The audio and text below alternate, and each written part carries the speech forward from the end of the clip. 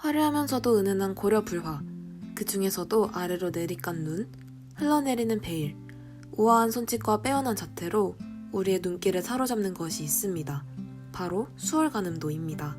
이 수월관음도는 2016년에 인도간 주식회사 한국콜마홀딩스 회장이 25억 원을 들여 구입해 국립중앙박물관에 기증한 작품입니다.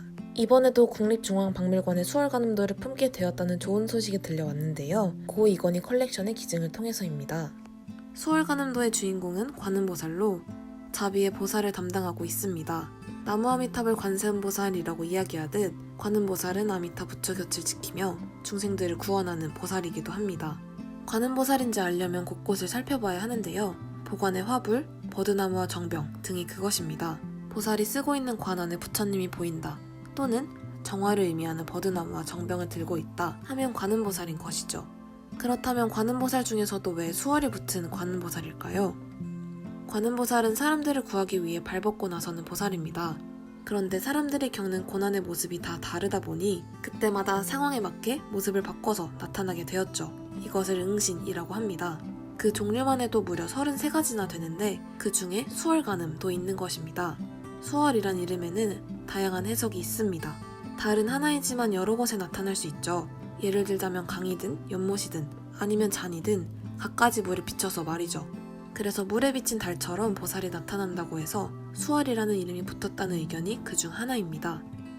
고려부라는 총 140여 점이 현존하며 수월관음도로는 40여 점 정도가 전해집니다. 대부분 일본 사찰에서 소장하고 있지만 국내에도 국립중앙박물관, 아모레퍼시픽 미술관 등지에서도 만나볼 수 있습니다. 오늘은 고려 수월관음도 대표작 2점을 소개하려고 합니다. 먼저 경신사 소장 수월관음도입니다. 높이가 4m를 넘으며 수월관음도 중에서 최대 규모를 자랑하는 이 불화는 화기를 통해 왕실에서 발원하여 1310년 제작된 사실을 알 수 있는데요. 이 때문에 기준작이 됩니다. 다음으로 대덕사 소장 수월관음도입니다. 기본적인 고려시대 수월관음도 구도를 취하면서도 한국의 관음 신앙과 연결되는 도상이 추가되면서 차별성을 지닌 작품입니다. 두 작품을 통해 수월관음도의 기본과 변형을 모두 살펴보는 것이죠.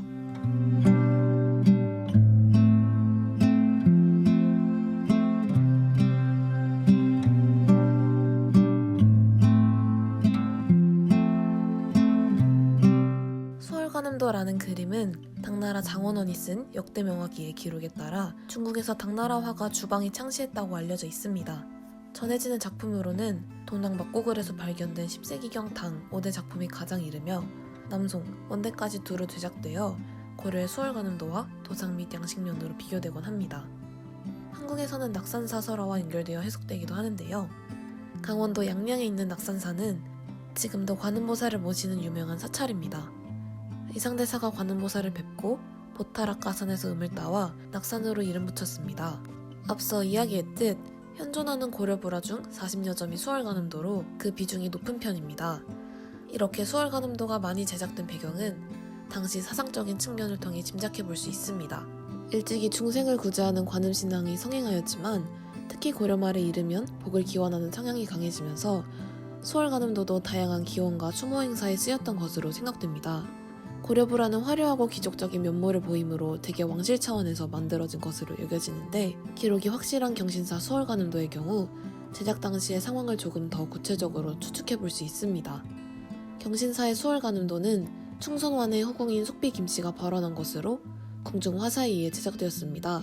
1310년이란 시기에 근거해 1308년 충렬왕 사망 이후 영혼을 무사히 하늘로 올려보내기 위해 제작했다는 설이 제기됩니다. 동시에 4m가 넘는 커다란 크기로 인해 법회 때 걸어놓고 쓰는 괴부라라는 추측도 존재합니다.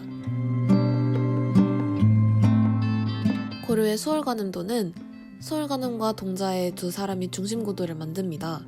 커다란 수월관음이 보타락가산에 방과부자로 앉아있으며 대각선 맞은편 자신을 올려다보는 자그마한 선제동자를 맞이하는 방식입니다. 지금 얘기하는 경신사 소장 수월관음도를 제외한다면 대다수는 오른쪽에 수월관음이 앉아있습니다. 이와 같은 전체적인 구도는 당나라의 수월관음도와 유사하기 때문에 고려의 수월관음도는 옛날 방식으로 평가됩니다. 수월관음도가 주로 그려졌던 14세기 남송 및 원에서는 선종이 인기를 얻으면서 20개 수월관음도가 다수 그려졌습니다. 따라서 채색의 수월가늠도는 마찬가지로 당나라식에 가깝습니다. 그렇지만 세부적인 부분에서는 남송, 원대 수월가늠도의 영향도 찾아볼 수 있는데요. 예를 들어 이전에는 손에 쥐고 있었던 버드나무와 정병을 따로 놓아준 점, 수행자로서 흰색 사라를 덮어 쓰는 복식 등이 그러합니다. 보타르카 산에 사는 수월가늠을 찾아가는 선제동자라는 도상을 만드는 근거들은 무엇일까요? 일반적으로 수월가늠도는 화엄경, 입법 기품을 따라 해석합니다.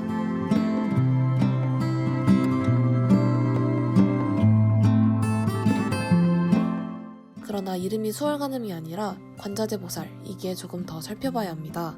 그래서 참고하는 경전이 부기의 불설고왕 관세음경입니다.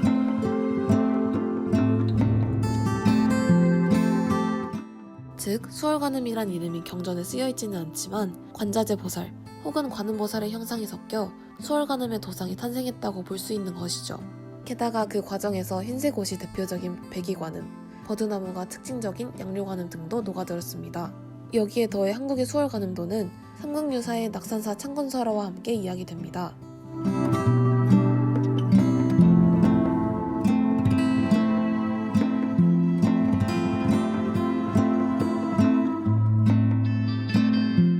대덕사 소장 수월가늠도는 선제동자를 옆에 두고 수월가늠의 대각선 반대에 다른 인물들이 등장합니다. 이들은 용왕을 비롯한 천룡팔부 무리로 천룡팔부가 의상대사를 굴로 안내하던 이야기를 넣은 것으로 생각됩니다. 또한 보통 중국에서 세 개로 나타나는 것과 달리 두 갈래로 된 대나무, 앵무 대신 파랑새는 한국적인 설화를 반영한 것으로 파악됩니다. 수월가늠도도 전체적인 고려불화의 표현적 특징을 모두 가지고 있습니다. 천 뒤에 색을 칠해 앞에서는 은은하게 비치도록 하는 배채법을 쓰며 보살의 몸은 금색으로 칠하고 적, 녹색을 주로 색채로 사용한다는 것이죠. 복식을 조금 더 자세히 살펴보면 안이 비치는 사라는 실제 직물처럼 하나하나 선을 그어 만들었습니다. 또한 화려한 넝쿨이 들어간 원형의 문양 등이 화려함을 더하는데 경신사 수월가늠도에 띠 장식이 들어간 성류 문양 등 작품마다 복식마다 다른 문양을 찾는 재미가 있습니다. 이렇게 고려시대 특징적인 불화로서 수월가늠도를 만나보았는데요. 그 중에서도 중심적으로 살펴본 경신사 소장 수월가늠도는 연도가 정확하고 대규모의 수월가늠도이며 대덕사 소장 수월가늠도는 한국식 관음신앙이 도상으로 녹아든 사례이기 때문에 의의가 있습니다. 수월가늠도가 고려시대에만 만들어진 것은 아니지만 조선시대로 넘어가면서는 중앙으로 자리를 옮겨오고 무릎을 세우고 편히 앉은 윤왕좌로 대체된 것과는 차이가 있습니다. 경신사 수월가늠도는 2009년에 통도사 성보박물관의 전시로 한국에 들어온 적이 있지만 지금은 다시 일본에 소장되어 있어 보기가 어렵습니다. 하지만 국내에도 국립중앙박물관, 아모레퍼시픽 미술관 등지에서 수월가늠도를 소장하고 있어 앞으로 만나볼 기회가 많이 있을 것으로 생각됩니다. 다음에 수월가늠도를 볼 기회가 있다면 수월가늠과 선제동자를 찬찬히 그리고 유심히 들여다보면 어떨까요? 고려시대 수월가늠도를 제작해 걸었을 때처럼 우리도 법을 구하는 선제동자가 되어 수월가늠 앞에 설 수 있을지도 모르니까요.